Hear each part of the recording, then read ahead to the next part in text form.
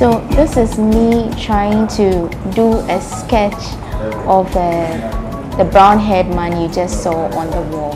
I'm not sure how I fared, but I can tell you for a fact that this looks nothing close to what it's supposed to look like. And this is only the start of an entire animation process. You remember our favorite folk tales from the past? Those about the crafty, cunning Anansi and his wife Okonoria, their children, and all of those interesting ones. Well, we could largely say that they were taken over by the Western stories, and not so much has been heard of them in recent times. But we have a Ghanaian who is trying to take us back in time, and he's trying to do beautiful works that tell the Ghanaian story. You can call it the Ghana cartoons. He's doing a fantastic job at that. This is the first of an exciting, fun-packed and thrilling all-new season of the People and Places show right here on Ghana Web TV. My name is Wandami Hagan. We'll be right back for more of the details and to meet our guests. Do stay.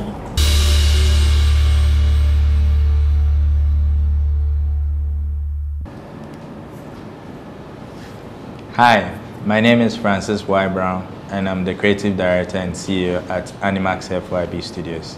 Yeah, so welcome back. I promised we'd meet our guest after that break, and he just introduced himself. I'm guessing your name is part of your studio name?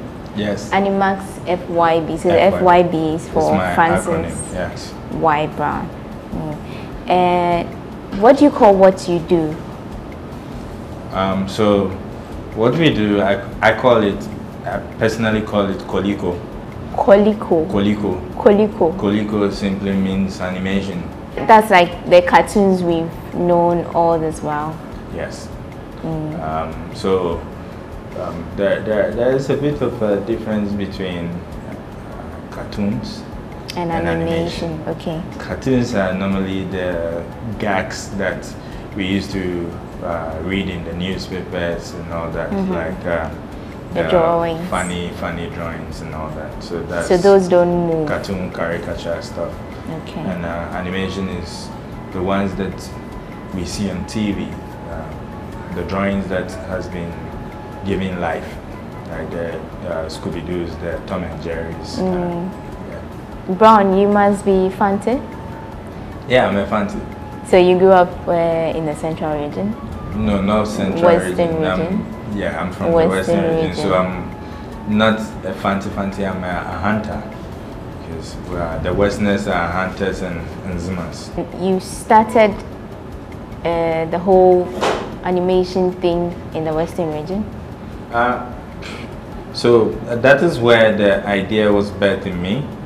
I grew up there. I was born in Takrady.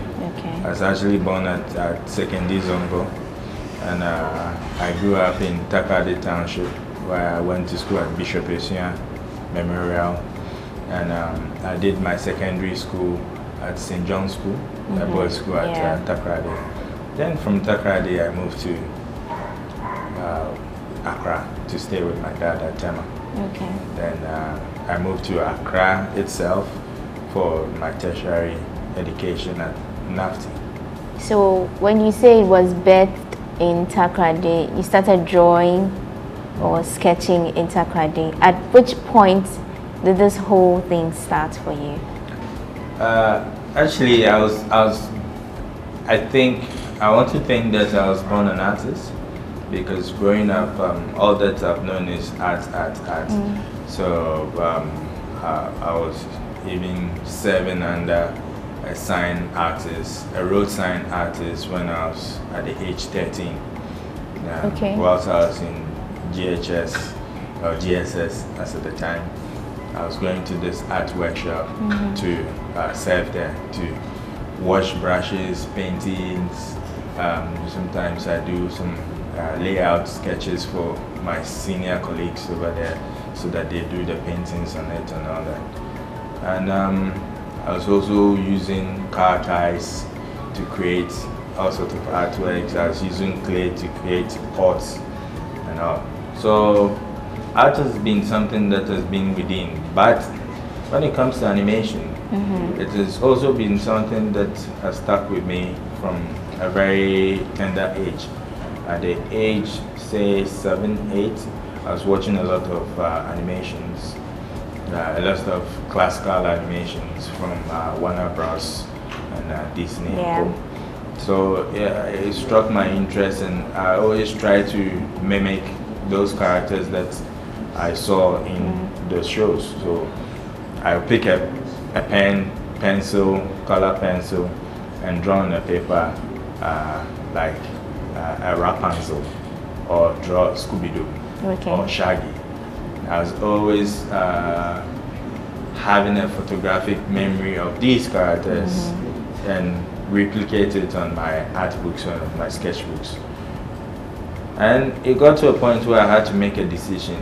That's secondary school, what course I need to do. And everybody was telling me, you know you're an artist, so it's easy for you. So visual art is what you got to do. I did visual art, and from secondary school, I wanted to go to an animation school. And unfortunately, I felt there was no animation school in Ghana. So I was trying to raise some money, capital to go.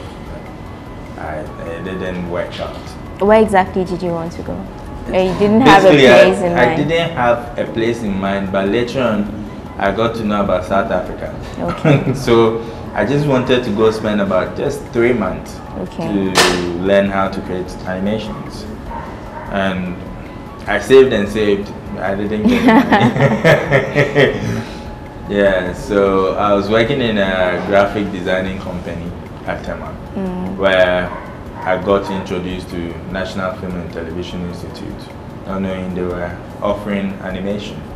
And DS was 2D, but as at the time, I started learning 3D from book and also tutorials, but I hadn't gotten the opportunity so much to practice with the machine. So when I got the opportunity to do it, it was a very short period of time where I had to go to school, and NAFTI was offering 2D. So it was there that I really got myself immersed in the art of production, animation production, where you get to learn the do's and the don'ts of the filmmaking aspect of animation. Yeah, so I did 2D there. Then along the way, I picked up my 3D again, but I got to know that I was so in touch and in love with 2D that I mastered in 2D. And after school, the studio started, where I incorporated 3D and 2D. This was at which age? So I started the studio at a very early age, at the age 25, 26. Wow. Yeah. Right after NAFTI? Yes, right after school. And how did you get the funds? So some of my friends call me a magician, basically. It was not like I had some capital given to me by a family member or a saved amount of money in a bank account. No, I wasn't having it. I basically graduated with just 2 CDs in my pocket. Wow. And with that 2 CDs? I actually have an article titled 2 CDs and a Dream. I see. So I was just left with that amount of money in my pocket, almost all homeless, because I went to negotiate with my school to allow me to sleep in a hostel for at least a week whilst I sort myself out with accommodation. And I was fortunate enough to have a friend allow me to come stay in her house. She was having 1 room that she could spare. She was also about to leave the country for the UK. So there was a bit of pressure on me to be able to raise some funds to either move from that place or find money to continue renting the place.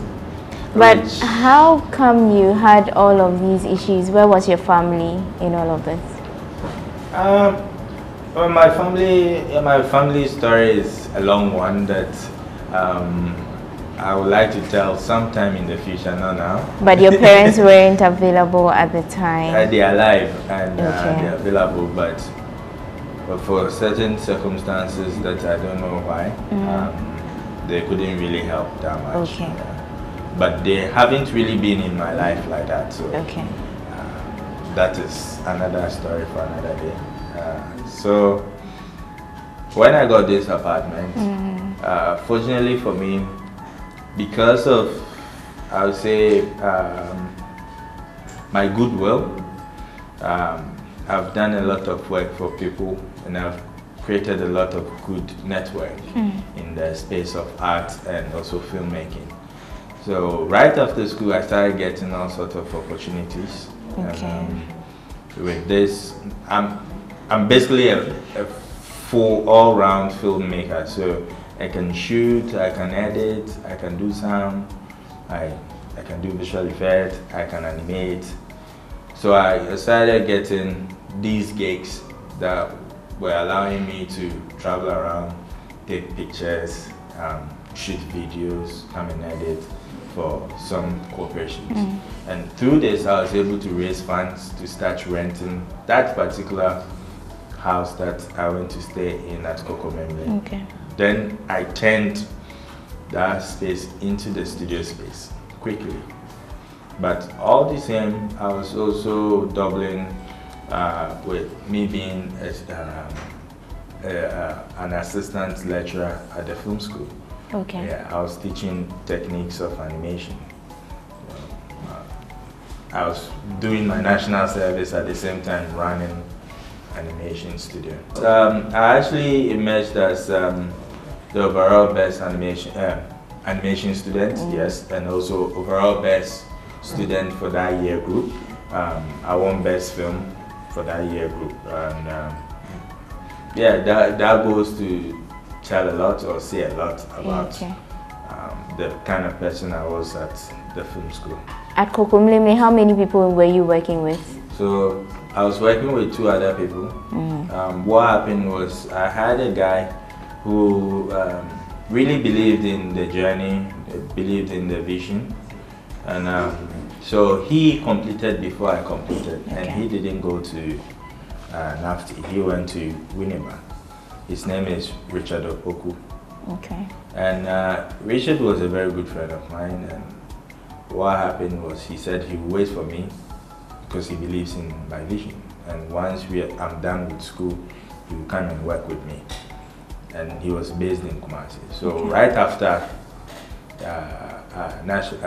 school, I didn't even start national service when I got that house. So I told him to come. So when he came, I gave him one of the rooms, and I kept one because it was 2 bedrooms. So as time moved on, some few months along the way, we had another person who was interested to work with us. And this is all because I was getting a lot of people telling me, hey, I want to work with you, but I wasn't ready because I need to sustain them. So what I did was I was working with my national service allowance, and also the gigs that I get to pay these guys so that they can feel comfortable enough to work, whilst I'll be out there trying to get work and sustainability for the studio. But I'll get all of these things and also come back and sit and animate with them. And we added Mark Tutu. So now we are 3 people in that space, and our whole space became the studio space.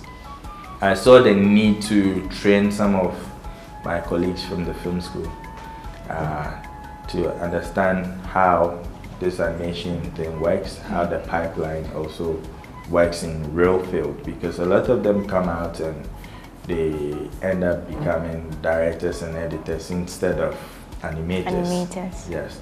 So quickly I made negotiations at the administration, and they started giving us students for internship.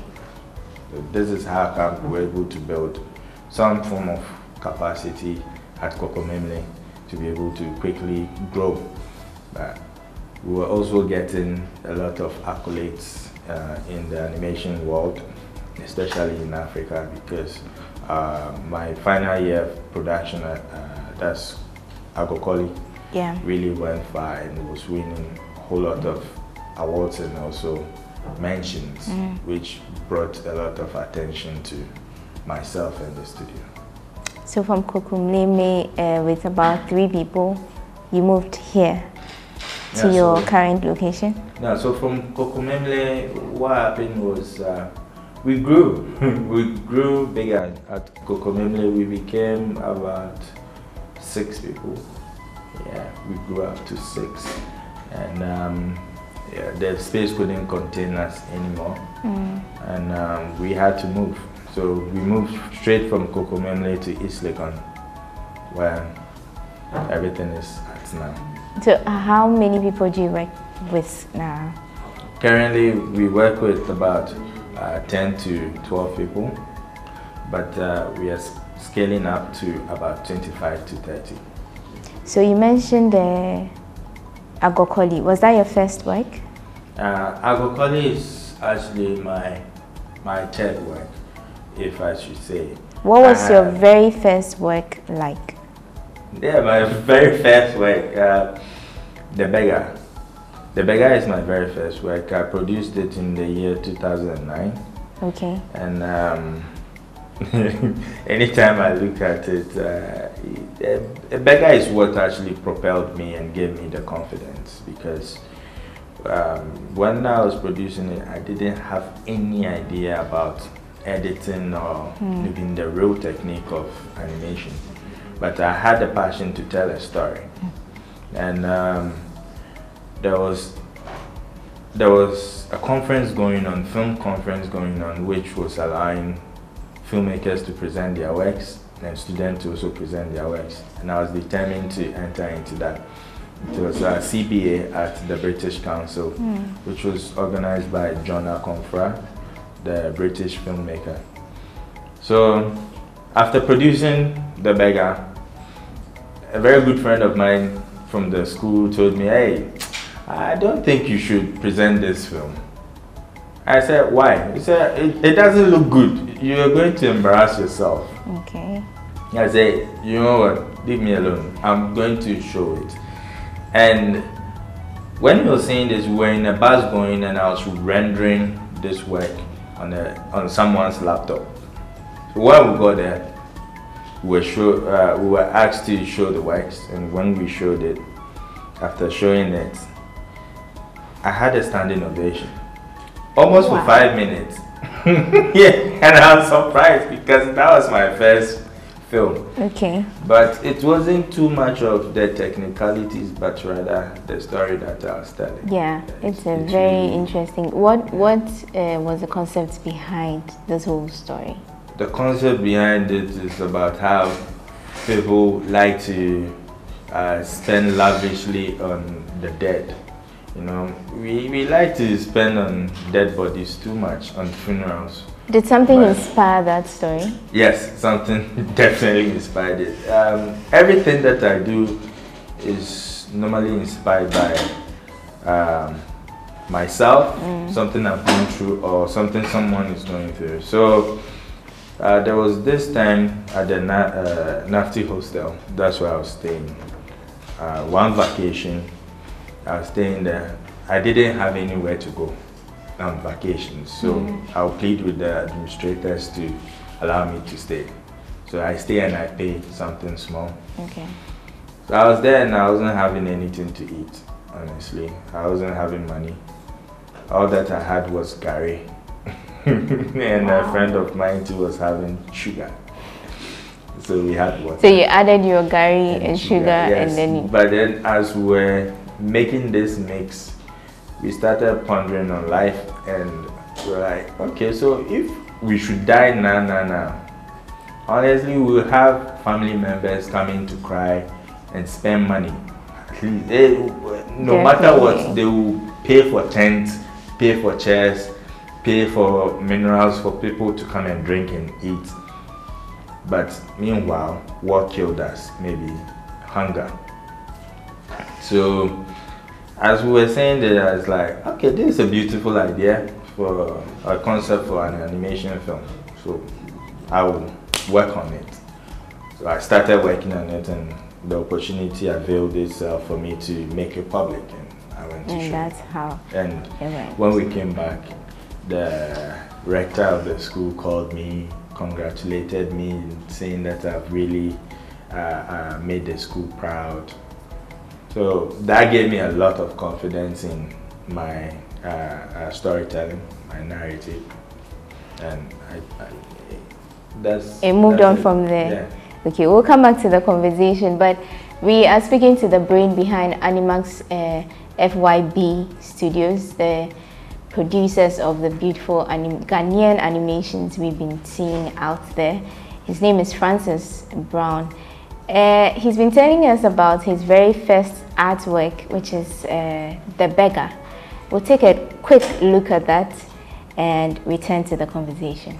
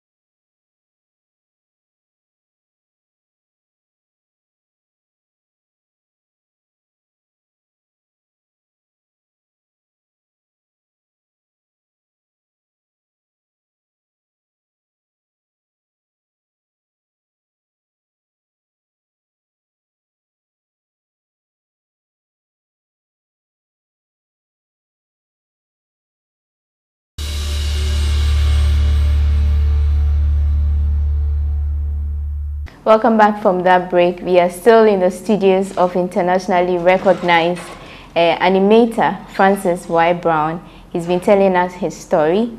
Why did you choose Ghanaian stories? Why did you choose to go the African way?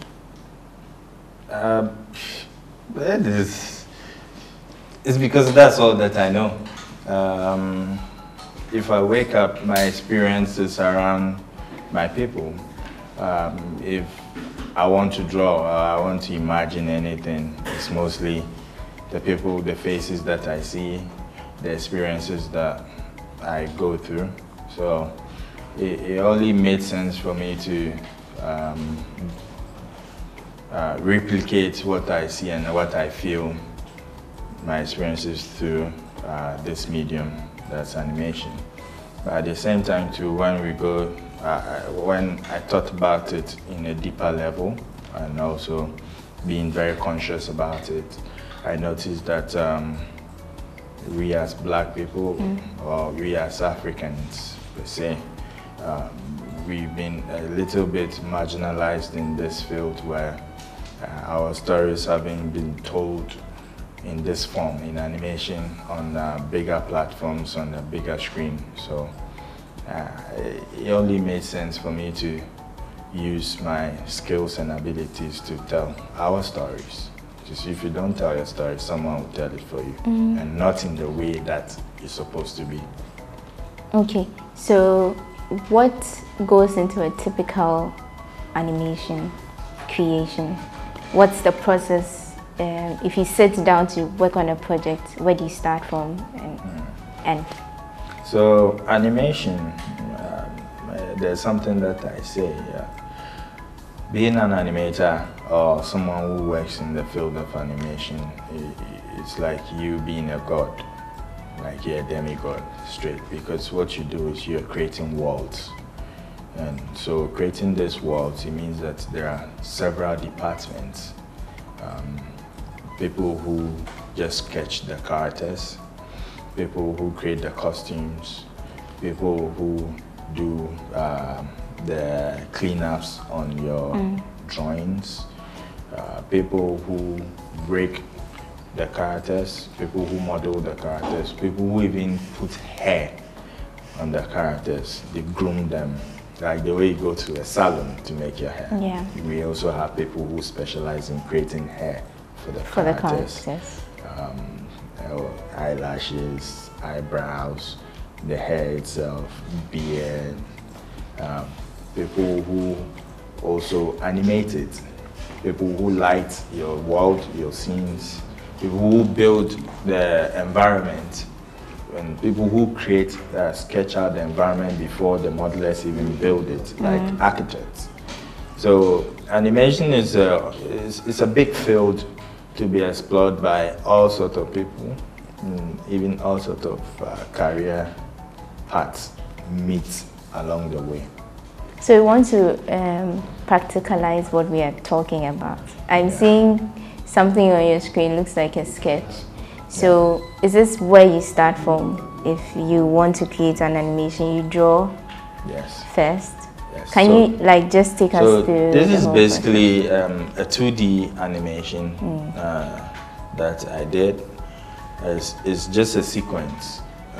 With animation, you create different sequences and you merge it into one to make a scene. Okay. And merging all these scenes into one creates the full film. So this particular one is a frame. So what you do is you create different frames with different movement actions in it. And in animation, for you to have a second, it means that you have to draw or expose an image 24 times, sometimes 25 times, sometimes 30 times. The more the frames, the slower your thing becomes. So if you want to have a slow motion, you can have about 60 frames, 100 frames, 200 frames. It depends on how super slow-mo you want to get it. But the standard framing is 24. Okay. But the Japanese and the Asians have found a way to limit the frames to 12. That is the anime style. But still, when you come to your editing software, it turns it back to 24 because you need to expose it on 24 frames before you can get a second. Okay. So for you to get back, it's 24 minutes, 24 drawings. Frames. Wow. Yes. And these frames come together to make a shot. So with this one in particular, I have just about 13 frames. I've animated 13 frames to create the movement. What are we looking at? So we are looking at someone who fell down and seemed to have broken the neck, twisted the shoulder. So he's trying to crack his neck. Okay. To feel good. So he's readjusting his neck. Okay. So doing this, you would have to draw frame by frame. So I've already done the sketch. And the next stage will be you to ink it. Inking it means that you're making your lines finer and preparing it for painting. How long does it take to do, say, a project, one project? It depends on the complexity of the project, and it depends on the technique. Typically for a project like Kilo and Quarter, we used solid 1 month to do all the pre-production work. So creating the backgrounds, creating the characters, creating the costume, creating their skin shaders, and all that. Any other accessories that comes to the characters, we use a month. Then when it comes to animating it, we use about 10 to 14 days to animate about 45 to 60 seconds of it, which is an episode of that because it's skits. Then we use about 4 or 5 more days to render, but we've shortened it to about 3 days for rendering for the skits. Okay. So give or take on, you know, we have about 3 weeks producing an episode, and the editing, sound design, and also rendering it out as a final, exporting it as a final Within 3 project. weeks? Within 3 weeks, Okay. yes. Okay. Which is, to some studios or to some people, it's extreme because people will use months to create what we create within 3 weeks. But we've built a solid pipeline in such a way where we start and finish in a very fast way, but you still get your quality. Okay, so after inking, the next step is Painting. painting. Yeah. And then So after painting. After painting, you do your shading. That is, if you don't want to leave your colors to be flat, that's where you add your light source, your shades where the shadows are falling and all that on the character.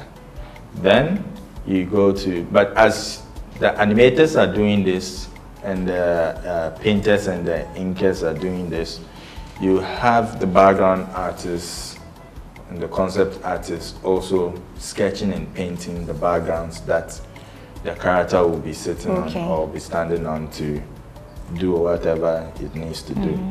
So there's no one thing that happens straightforward in an animation studio. A lot of moving parts happen simultaneously. Okay. Yes, that's how animation works. So, but if you want to focus on just the character, right after the inking, you paint it. So the individual projects being worked on, how are they put together eventually to create the final work? So when the animators are done and when the background artists are done, normally the background artists finish before the animators, so that the animators will use the background as their placeholders to animate. Okay. Once everything is done, it goes to someone who does the lighting, the key lighting, to create the mood, the atmosphere for the film. Once that person is done, normally for small studios is that same person who will render out the work. So you light it and you render it out. Then it goes on to a compositor. This compositor is the person then who will use this rendered files with also visual effects, bring in visual effects, bring in all the other assets and elements that the particular scene needs. So you bring in your backgrounds, you bring in your characters, you create your shadows, you create your lights, you add in your effects to make the shot or the particular composition harmonious. Okay. Then it goes to the editor, the final editor. So this editor picks up all these footages that they get from the compositor, edit it in a sequential order to tell a story. Then they will do the first rough cut of the film with the director. Then it goes to the sound designer. So this sound designer does the Foleys. If I say Foley, when someone is walking, it's recorded separately. Okay. When someone is talking, so the voiceovers, you lay it, you sync it to the images. You add your Foleys and you play the music that needs to come. you have to also add all the special effects, sounds that needs to be created for the film.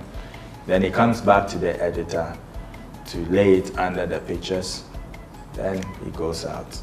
Okay, so that's about creating the artwork. I've seen a few of your works. It doesn't look like you have the voiceover effect. You just have some sounds which are supposed to tell the story on its own. Now, that's for a particular project, Kilian Quarter. It is intentional. That is another technique of filmmaking. We have the silence film. Okay. And we have the film with audible voices. I think I love silent films because that shows your skills in storytelling. You should be able to tell a story with just images and with no dialogues.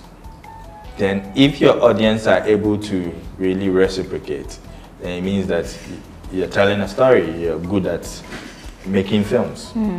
But if all the time, this was an advice given to us by a film lecturer of ours, that if you're able to turn off your sound and watch a film and appreciate it, then you've made a good film.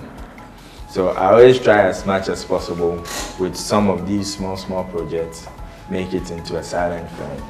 And also the idea of working with voice actors in Ghana too is a little bit dodgy because we don't have people who have mastered in voiceovers for animation. Okay. So you only get someone who has a fair idea, and you have to define it to the point which where makes the process it's long. too much of a process to go through. But do you intend doing that in the near future? It's part of our near future plans to build capacity in all these fields. Okay. The works I see so far are very short clips. Is that your style, or do you intend to do like a whole story, maybe an hour? Yes, we intend to do long format projects, and that's why we are about to even expand our team. And if I talk about near future, we are sitting in it. So, so how many people are we looking at for FYB Studios in the next year, like 2022? 2022, 30 to 50. Okay. Yeah. Okay. And does it pay in Ghana, animation? Straightforward, it doesn't. It doesn't? It doesn't. I won't lie to you, it doesn't. But there is, I'm not discouraging anyone. It doesn't, but it is becoming something that people are becoming aware of. People are starting to appreciate it. Organization no more see it as that thing for children, but now see it as a tool which can easily be consumed by anybody without pushing your agenda, forcing it on them. Animation has that cool factor to it. So then how do you survive currently? Because you have 25 people to pay, and you have a studio to maintain. Yes. And you are doing something that is not generating local resources. How do you manage that? I feel I always see the world as a play field for me. I don't limit myself to just the place that I sit in. So I always expand my tentacles to be appreciated where it is appreciated. So if I'm in Ghana, and because I'm born in Ghana and I'm not being appreciated in Ghana, I wouldn't limit myself or feel depressed in this situation, but rather be looking out there for places and who wants my service or who wants to work with me. But also in Ghana, there are people who understand some of these things and work with us. So what is the main reason you think is behind the whole indifference to arts and animation in Ghana?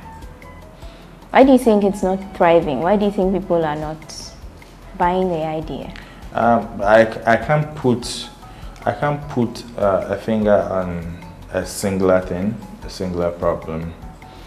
I think I will definitely lay my blames on the creatives and also lay it on the government. It needs to be a PPP thing, public-private initiative, where the stakeholders we need to engage the government and tell them, hey, this is how things can be done and this is how best we can help the country and the economy to grow. So this is the kind of support we need from you. And the government also needs to be very flexible and open to listen to us and come to the table and make things work. But have you tried doing that? We've done it all. We've done it all, and I'm someone who I feel like I don't have much time to spare. I don't have too much time to wait and till waste someone energy. Is ready for you. Yeah, so with the small resource that I have, with the small knowledge I have, and the people who believe in this vision, I run with it. So what's the reception in other places like? It's been huge. Animax started off on a very good foot. The studio itself honestly made good reputation outside Ghana before even Ghanaians got to know about us. We've been here all along, but a lot of people didn't know about us till I think 2019 when we outdoored our proof of concept for Tutu. That's when people started getting to know us, and when Amazon Prime also came in with the Mofra deal, and then everything went haywire. But we've been here and we've been appreciated a lot outside these walls of Ghana. In places like? In places like Europe, in places like America, in places, even in Africa, in places like Kenya. So when you talk about appreciation, what are we looking at? Okay, so when we talk about appreciations, we are talking about people who engage us on a daily basis, who encourage us, who kind of see what we're doing and see the bigger picture, and also to the point of even giving us gigs to work on to sustain us. Okay. Because we've not been sustained at all by Ghanaian companies like that. And it goes to tell you how less they know about what we do. And it's a bit hard and it's a bit, I don't know how to put it, very hard to go educate someone as to how your service will help them. It comes off as you being standoffish sometimes because they've been doing whatever they're doing and it works for them. Yeah. So you coming in to tell them, hey, we are here, animation works, you can do this, you can do that for you. It becomes a little bit sketchy, but we try sometimes. Okay. We failed so many times. but you still move. I mean, yes, we keep on doing it. Since you started your project, your studio, what has been your most challenging artwork or project? Our most challenging artwork has been,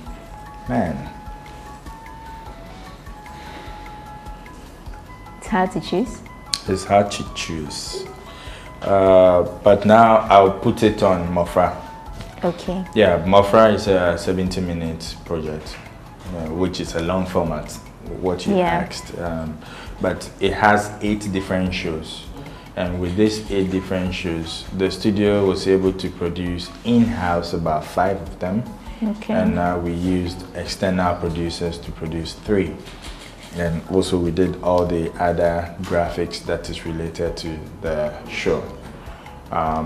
Working with about 70 people to produce that was very challenging and tough. And also getting the budget to meet everybody's need because they are now coming to work for free and you need to pay them. That was also a tough challenge on me as a person and my small pockets. Can imagine. Yeah, but we stuck with it. We stayed true to it for 2 years in the making, and we came out successfully. So just to end, if I'm a young and upcoming boy or girl, and I feel like I know how to draw something, I want to get to your level, and with all the challenges and the environment around us, what would you have to tell me to encourage me? So to get to my level, I don't see myself at any level yet. But one thing I would say is determination. Every day my ambition grows bigger. Whatever I want to do, I get fresh ideas. I always put myself in a very positive mindset where nothing brings me down. Like you need to have that warrior mindset of, I'm conquering this, I need to make it happen. No matter what, I will make sure it works. So each and every day you work on yourself, you practice, you learn new things, you expose yourself to people, you show them what you've done, open yourself for positive criticism, because some criticism can actually bring down your spirit. So you open yourself to the positive ones, and you grow from there. Keep on consistency. That's the magic in what we do. And how do I get to learn from you if I want to join Animax FYP? If you want to join, you send us a portfolio. Our able animation head will go through it with myself, the creative director, and we'll give you feedback. But learning from us, we are working on that to make it possible for people to learn from us how we're able to achieve what we achieve. Yeah. Okay. We've not gotten to the stage of getting people in to come and learn yet, but we have plans for that, because we definitely have to build. It is an obligation of ours, for being the first animation hub in Ghana, to build capacity in animation in this country. Okay. It's a big and a huge task of ours, and we need to take responsibility. Finally, before I take leave of you, I see you work with a team. Of course, I can't just speak to you and leave your team members. So can you just do a quick intro? Tell me the people I'm seeing who are working on the projects here. We are currently under a major restructure. So our team is not complete. This is not the full team. But we have over here African. Hello. He's Ibrahim. Okay. We have 6. 6 is called Mahmoud. We have Mr. Sheyi Kelanko. Sheyi is our head of animation. Okay. We have Charles Sam. Hi. And we have Bias. The only lady standing. The only lady standing. Hi. How'd you do? Hard chick. Yes. The others are yet to come, but will come very soon. Thank you so much, Francis, for sharing your story. Thank you. I'm inspired. I may come to learn something, a few things from you. For sure. But you're doing a great job, that we know. And thank you for making time to speak to Ghana Web and People and Places. Thanks for visiting us. So we've been speaking to you from the studios of Animax FYB, and we've been speaking to the founder, Francis Y. Brown. He has an intriguing story, and I've learned a lot. I'm sure you did too. This is just the first, like I said. There's a lot more to come on this season of People and Places here on Ghana Web TV. My name is Wanda Mihegan. Join us in the next edition.